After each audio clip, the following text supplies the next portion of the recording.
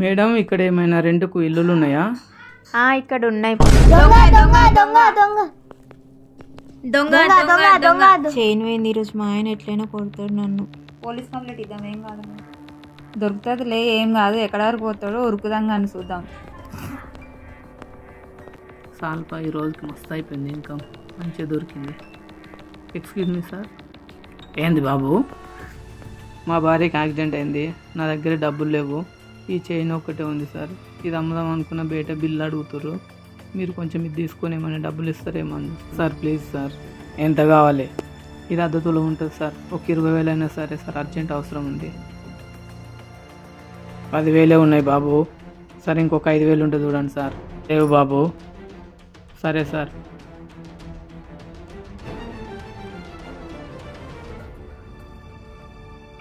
అమ్మయ్య, దొరికిన వస్తువు కూడా సొమ్ము చేసుకున్నా చాలు ఈ రోజుకి.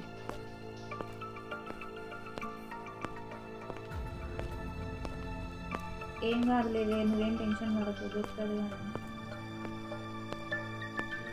పైసలే, ఈ పైసలతోనే చైన్ తీసుకోవాలి, ఇంట్లో ఏం చెప్పకు, సరేనా? తీసుకో.